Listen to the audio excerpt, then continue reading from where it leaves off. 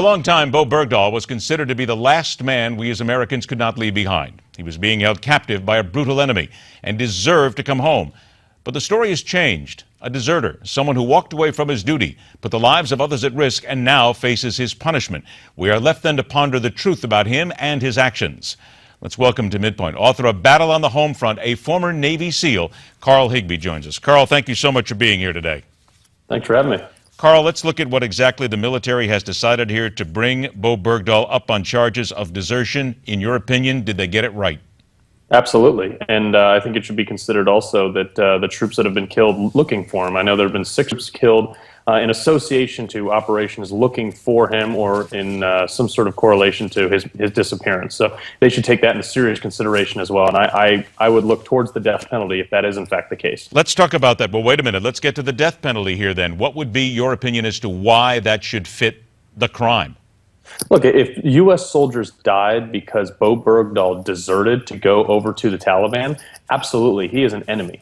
I think that should be he should be treated as an enemy combatant and also looked upon as completely disgraceful. And like as Susan Rice said before, that he served with honor and distinction. Where did she get that talking point from? So I think that needs to be considered against the administration as well. How badly does that sit on your tongue when you go back to that? And that was 2014 when Susan Rice said that he served with honor and distinction?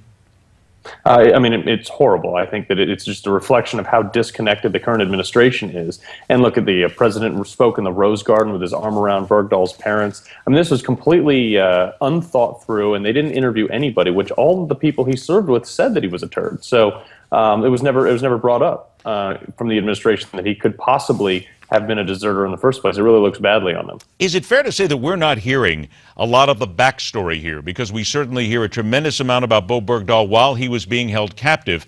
But what I don't see in a tremendous amount of the reports is he left all of his gear behind when he left and reportedly only took a compass with him. Now, this would indicate somebody who was leaving of his own accord. Isn't that something that needs to be continually pushed forward if we're going to tell the whole story? Absolutely, and like the administration failed to do before, is interview anybody that worked with Bowe Bergdahl.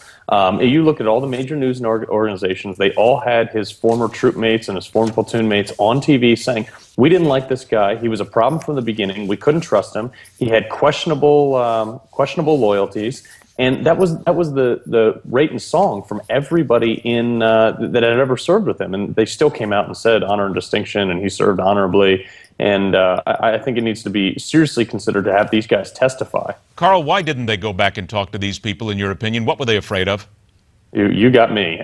I'd love to tell you, but I mean, this is characteristic of the Obama administration, is that they don't care what the actual reality is. They care what looks good for them on paper. The president was so anxious to get us out of Iraq and Afghanistan, and he thought that tying up this loose end would make him look like a hero and bring him home and everything like that, but it really didn't. It backfired, and I'm glad.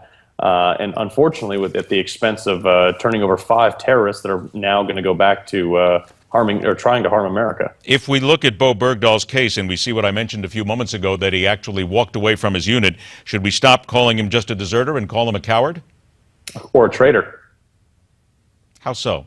What would make him a traitor?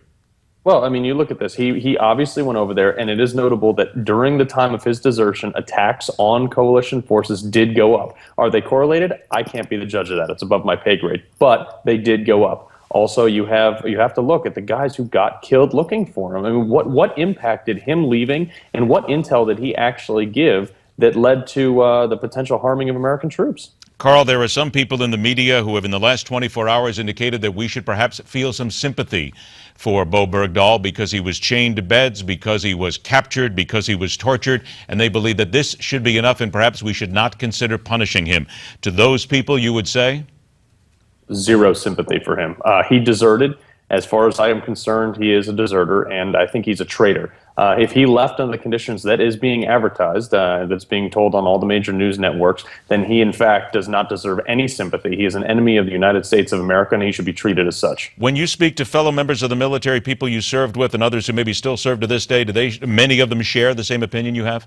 Absolutely. I have a couple friends who are still active duty that I've spoken with about this, that were involved in some sort of surveillance ops to try to find this guy over there, and they have zero sympathy for him as well, and they've been briefed on things more than I have.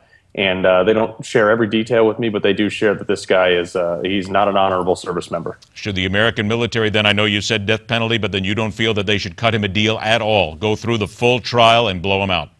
Absolutely. And, obviously they got to look at the findings of facts, because we can sit here and speculate all we want. But if it is found that any American troop was harmed, let alone killed, on his, looking for him on that behalf, he should absolutely get the death penalty. They should not compromise for anything. Carl, I have to tell you that of the members of the military that I have spoken with, those who did serve and those who do serve, many of them, if not all of them, feel exactly as you do. The people who actually serve feel that way.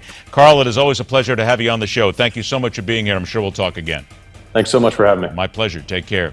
The second wave. Over 12,000 children have already crossed the southern border into the United States, and only 1 in 6 are being sent back home. And some Hispanic groups, they're the ones who want tougher immigration laws. Next on MidPoint.